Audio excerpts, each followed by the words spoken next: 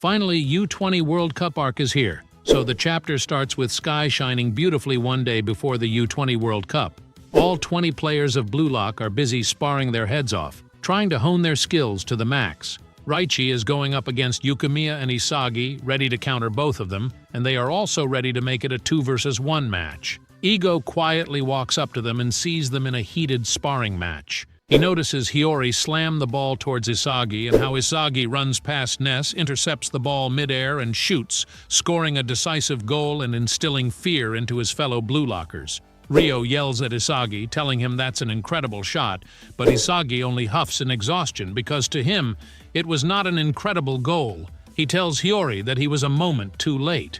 He walks up to Hiyori, telling him that if he didn't send that cross earlier, then at the worst top level, he would be getting blocked right there and right then. Hiyori tries to catch his breath and agrees. He understands what he's saying, but he also clears the air that he can't pull it off on the fly. He needs a little bit of preparation. He wipes the sweat streaming down his face, saying that he's not a robot. He reminds Isagi that he should know he will break down before their match even starts if he keeps pushing him to the limit like this. Rin side-eyes Isagi, telling him that he's asking Hiyori to do too much with too little preparation. Isagi pauses for a moment and looks at them, blabbering. He looks at them with cold and calculating eyes, saying that they shouldn't be spouting such lukewarm excuses. All he hears are excuses. Their main goal is to win. Isn't that right? So what is wrong with pushing that vision on Hiyori? Hiyori tries to pacify his mate. He tries to smooth things over, saying that he's right to think like that, but Rin isn't having any of it. He still insists that he could have put it in a softer way than what he said. Isagi locks in and curtly tells Rin that it's not like he wants to say harsh things, but he's just sharing his opinion in the way he can. Rin stares at him as well, telling him not to use the word lukewarm. It's clear that Hiyori is not slacking off or anything. He also calls him a dumbass. As things are about to go south and the twin kings of Blue Lock are about to throw hands, Oliver intervenes, telling them that they shouldn't be fighting. They're both saying that to win after all. Hiyori pipes from a distance that he doesn't mind it at all, but Oliver still tries to smooth things over. He tells the two kings that being fired on the inside is fine and admirable, but they need to stay cool when they communicate with their teammates. Isn't that right? He asks them. Isagi pauses for a moment and stutters that he's sorry. Rin also nervously apologizes for going off the rails. Isagi turns to leave and Rin calls out to him, wondering if he really thinks that he's already the center of the team, the nexus of their play, and everything is just going to go his way. He reminds him that he has not accepted defeat yet, and he shouldn't think that he has completely won against him just yet. He even calls him a wannabe demon king. Isagi scowls at Rin, and as things are about to get heated once again, Mr. Fatty Moneymaker barges into the training ground, apologizing for intruding. Everyone looks at the out-of-place Hilly Billy. He enthusiastically greets the team, calling them his money-making teens, but he immediately corrects himself, fearing a lawsuit, and calls them diamonds in the rough. Ryo looks at him, completely unimpressed. Even Ness and his fellow call him a money-grubbing chairman. No one's hiding their real feelings about this wannabe Mr. Krabs. Ego falls silent and leans against the wall, wondering why exactly Buratsuda is here. Didn't he ask him not to come to the field anymore? Buratsuda apologizes, clarifying that he won't be interfering with his soccer practice or anything. He's just here to greet his team of little moneymakers. He enthusiastically greets Blue Lock and grins, telling them that he wanted to make sure to tell them in person about the promise Ego has made with him. Maybe knowing the true parameters of their deal will boost their motivation. Ego side-eyes him, and Isagi looks at them cluelessly, wondering what all of this is about. Buratsuda waves his hands around wildly, telling the team that the U20 Japan team roster has officially been introduced, and it has been decided there will be 26 players instead of 23, and he gets to make the call to assign those 3 remaining slots. Isagi looks at Fatty Pants in horror, realizing the gravity of the situation. The man grins, explaining that one of those slots will now belong to Sai Itoshi. The crowd goes wild, and Gagamaru scratches his head nervously. Another one wonders if this is really going on. One of them grabs his head in pain as there's too much information for his brain cells to handle. Rin is the most shaken of them. He can't believe that his brother is going to play in the U20. Now how will he be able to outshine and step out of his shadow? Buratsuda yawns and flicks the screen on his tablet, telling everyone that Sai Khan will be joining them from the knockout stage, according to his own wishes. and it's also been decided that the 2 remaining spots will be filled in a unique way. He touches his screen to show the Blue Lock app, explaining that while they will be fighting in the U2 World Cup group stage, behind the scenes, Buratsuta will host the Blue Lock Japan's final 2-slot survival selection. It will be Side B of Blue Lock. He enthusiastically shows the screen, like an Asian kid showing off his straight-A report card to his parents. He explains that on the Side B of the gathering, he will gather 300 young talents once again, who will compete in a brutal selection process, and he will stream the whole thing to rank extra money on Blue Lock TV, pumping up the Japanese soccer world once again. Grim wonders if it's only a ripoff. Ness agrees, saying it's a ripoff of Ego's idea. Another one calls him a money-grabbing raccoon, but Barutza is not fazed at all. Instead, he grins, explaining that the members will be joining. He has assembled an arsenal of new talents who will be competing. One boy named Nakajima Nagisa, another named Mike. The third boy is Akira. The fourth is Ozu. Another one is Tommy. The next one is Tadoku. The most eye-catching of them is Kira. Isagi looks at all of these guys and realizes that Kira is also in the selection. He remembers the mild-tempered boy turning into a bloodthirsty hound when he lost. Buratsuta smiles like a sleazy car salesman. He says that he's planning for 2 players to pass Side B and to be announced at the same time as the knockout phase lineup. So, in other words, right before their beloved Sai can join the team, they will hit the world with a massive news blast. Enthusiastically grins, telling them that they'd better make it to the knockout stage, even if they die. All of the players look at him in horror, wondering if he's being for real. He turns to leave, telling the kids that he wishes them good luck and also tells them to make him big bucks. Isagi looks at Ego in confusion, calling out to him and wondering what all of this is about. Why is wannabe Mr. Krabs trying to turn Blue Lock into the Krusty Krab? What is going to happen to Blue Lock? Ego pauses for a moment and tells them not to worry. It's only a different opinion from what he hosts. The chairman only thinks about making money, and he will use this motivation to make them all stronger. But Isagi tells Ego that those who lose in Blue Lock can never play again in the Japan national team. He imagines a cardboard stickman falling into a pit of despair after losing, and he wonders if the rules are only for show. If Kira comes back, it would undermine the rules. Ego looks at him coldly, saying that he won't use them at all, even if they make it to the stage. He also tells them that, putting aside Kira and the situation they have found themselves in, there is no possibility that the players Buratsuta has brought will outperform them all. After all, they have been through a tempering stage of fire and steel. The decision of using those players lies with him and not Buratsuta. Shido and Kunigami hears his speech intently, as Isagi says that if he assumes that the selection routine that Buratsuta has chosen goes through, will it also be part of Blue Lock? Ego pauses for a moment and says that it is an unexpected hunch in their little ride.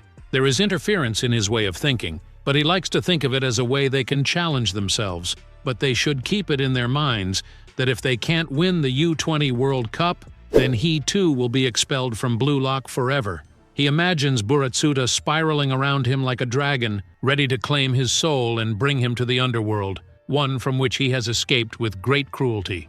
Isagi looks at him in surprise and shock. Ness can't believe what he is hearing. Baru quietly accepts this new revelation while Oliver starts wrecking his brain trying to come up with a way not to let that happen. Baru explains that his situation is not that different from theirs, and yet he will never change his ways no matter what. He vows to create a world that is better for the strikers all around. He vows that he will create the world's #1 striker, even if he dies trying. Shido grins crazily, wondering if he will become the world's greatest striker. Ego promises that he will put everything he has online to make Japan win the world no matter what. Rin hears his little speech and realizes that this man is doing justice to his name. Shido yells that he won't hand Blue Lock over to any half-baked moneymaker or anyone else. His ego burns brightly in his eyes, and he realizes that they are in good hands. Isagi smiles like a little child promised a lollipop. Shido tells them that now he will announce the regulars. The rest shouldn't lose hope. For the first round against Nigeria, the Blue Lock Stadium is blazing with passion, fury, and ego. It's a 5-cornered building, and fans all around the world are getting ready to see their favorite heroes in action. Baddies are trying to choose the players they will be fangirling for. Some of them take selfies and Instagrammable pictures in front of the posters of their favorite players. Isagi has a huge fan base, and Rin also has one. A couple introduces their young one to the epic world of football early on and buys him a football jersey. The entire mood is festive, and quiet footsteps echo outside of the arena. 2 hours before the U20 World Cup starts, a mysterious figure walks towards the stadium. With the opening corner just around the corner, the true intentions of the forgotten genius will be revealed as he walks towards the arena. Nagi locks his eyes on the stadium and realizes that he must go through it all. He must pave his own way in this world. Will he satisfy his ego, or will he bow before his loyalty towards his former team members? Only time will tell. With passion burning bright and egos burning fiercer, the players are getting ready for the U20 World Cup. All there is now to believe is their own ego. Isagi ties his laces and clears his mind to focus on this one battle ahead. He tries to repeat affirmations to himself that he is a machine that lives for goals. Isagi uses football breathing, first form, the mind of a striker. He then corrects himself as he is not even a machine, but a mere tool that will make Japan the world's best football country. The fireworks blaze all around the field, and all of the fans go wild, swinging their glow sticks to show support for their favorite team. They start chanting and singing for their team. Furitsuta enjoys the display of patriotism from the VIP booth. The long-awaited first match of the U20 World Cup is going to start, and the starting members of the Japan team are going to emerge from their side of the field. The fireworks go off around Japan's entrance, and the first one to make his way through this flamboyant entrance is Gagamaru, the goalkeeper and the backbone of Japan's team. The crowd goes wild, and Gagamaru's fans cheer for him because the fireworks are awesome. They will be counting on him as their spiritual guardian. They chant Gagamaru's name over and over again. Then the three inner CBs are introduced. The first one is Captain Oliver, who rotates his shoulder trying to ease himself into his groove. The next one is the always sparkling, tall, long-haired beauty and defender, Jubai. Jubai smiles and poses for all the fans worldwide. The third one is the brains of the defense line, Nico, who decides to aura farm instead of making a flashy entrance by paying no heed to the cheering fans all around him and just putting on his gloves. Meanwhile, outside of the field, the fans are lining up to buy their tickets for the epic match that's going to get underway. The announcement then announces that the next players will be the two fullbacks. Nagi is asked to show his ticket, and he quietly shows his ticket to the ticket collector as one of the fans quickly hurries along as the match is about to begin. Nagi pauses for a moment and looks at the fans celebrating an early pre-match vibe. Nagi, who used to be the backbone of Blue Lock, is now walking around dejected, with no one to turn to and no longer a part of the epic world-class team. His thoughts are all over the place, and he remembers how he betrayed the philosophy of living for his own goal.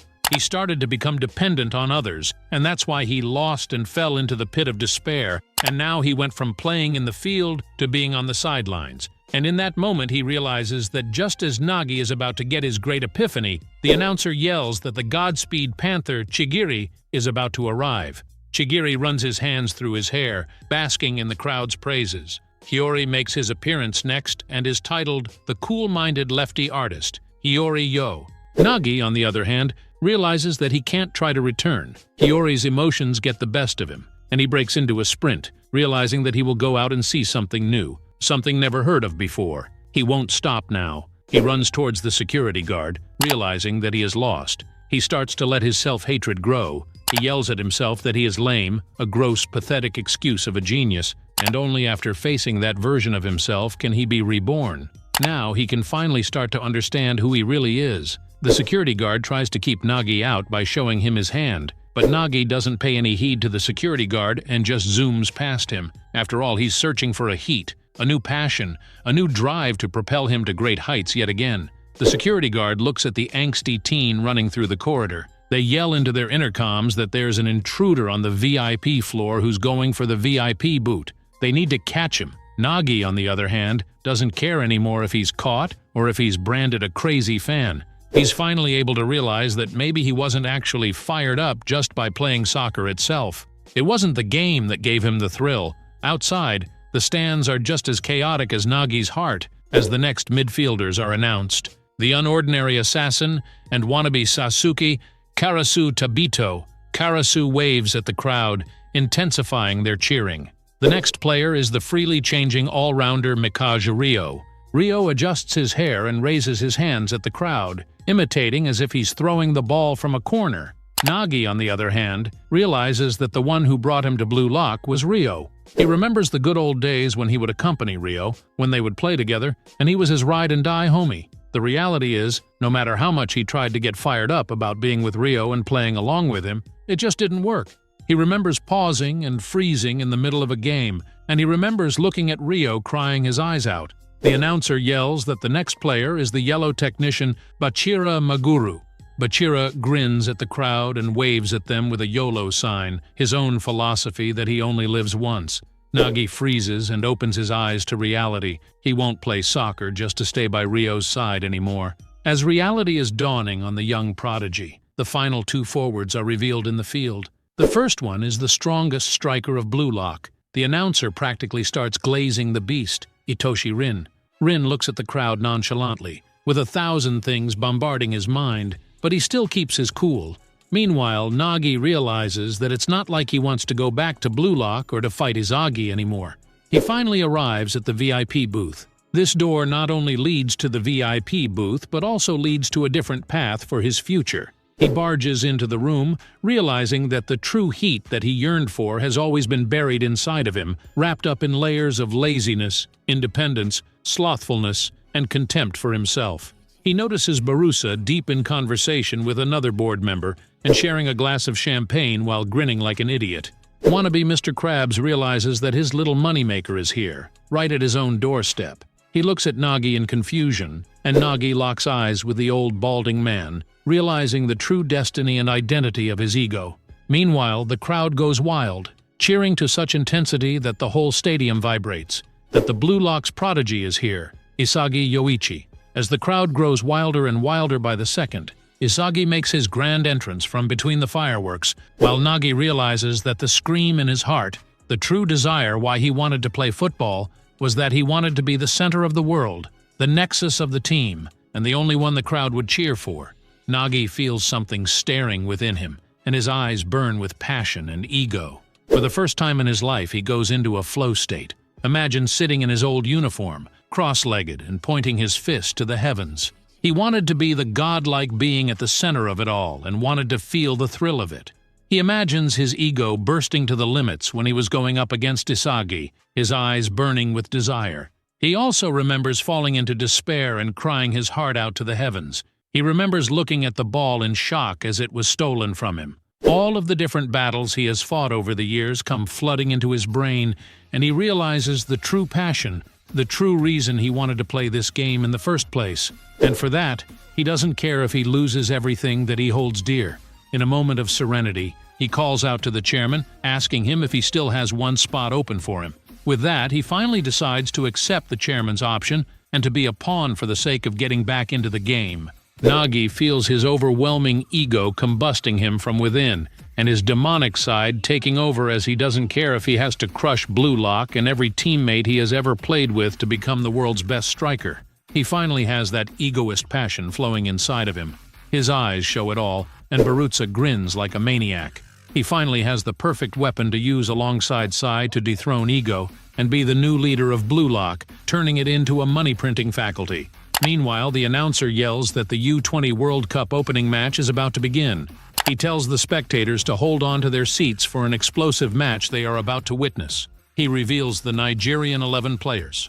4 of the Nigerian players welcome the challenge with open arms. One is a cool and slick dude with goggles, just like Yukimiya. Another one has weird and wild eyes, just like Isagi's. One of them with sick weaves is tying his shoelaces and has a mysterious air around him, just like Charles, while the 4th player is a stoic and tall man, a man of few words and a lot of skill, just like Grimm. The man wearing the headband grins at Isagi, telling him that they should get the show on the road, and he welcomes Blue Lock to try. This man is Onazi, Nigeria's FW. Isagi pretends to be clearing his ears to hear them better, and he grins wildly, his own ego burning the passion stored within him. He grins, telling Nigeria there is time to get to the top or die trying, and with that, the U20 World Cup is about to kick off, and the crowd goes wild, holding their breath for another explosive gameplay that is about to go underway. Who will be the new star of this show?